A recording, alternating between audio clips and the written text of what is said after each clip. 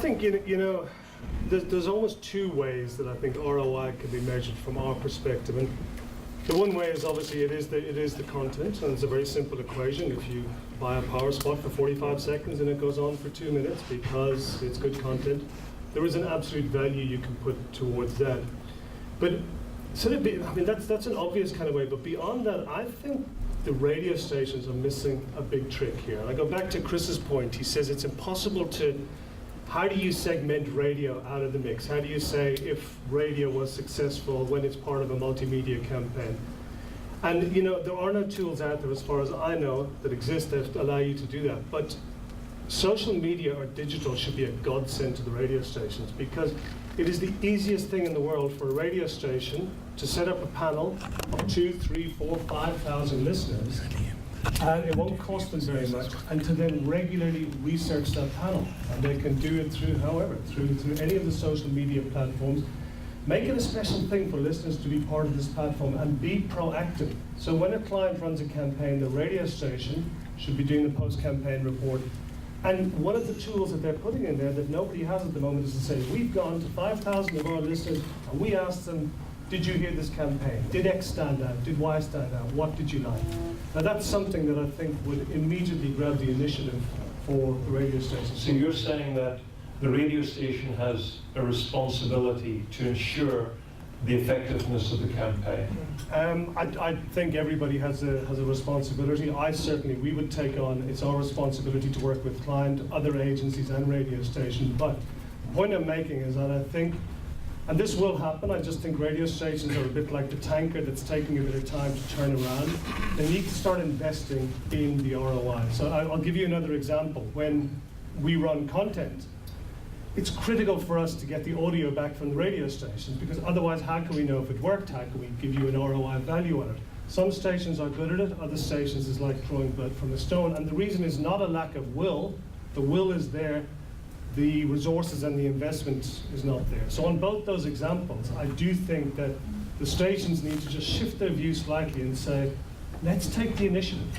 We're being perceived. Digital is out there, and digital can give you what is perceived as incredibly accurate feedback.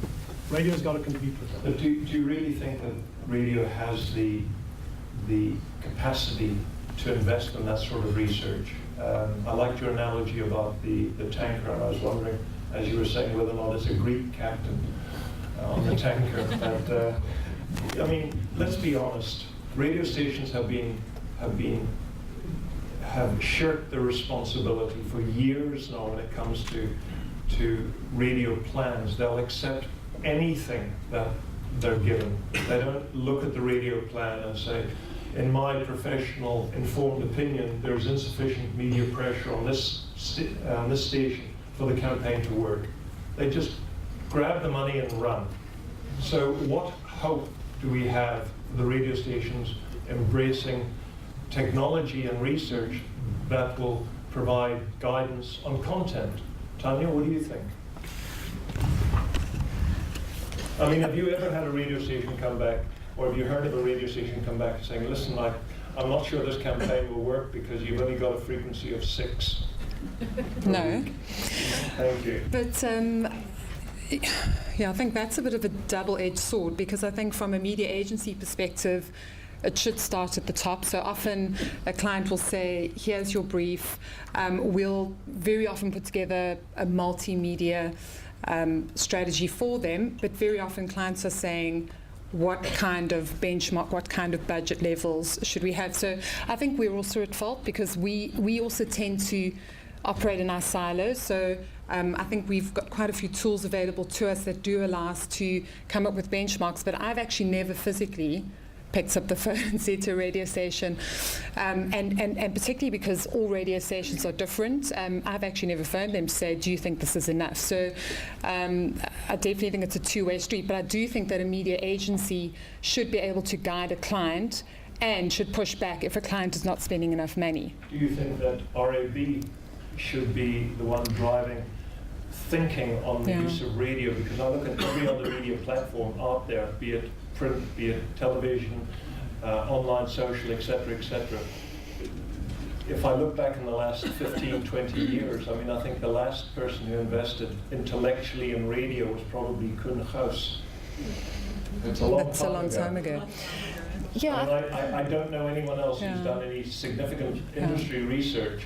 And I think independently, Chris, to your point, on campaigns that have been primarily radio, few will doubt that the FNB campaign for Steve probably lifted the relevance of radio as a lead medium in this country, more so than any other campaign ever.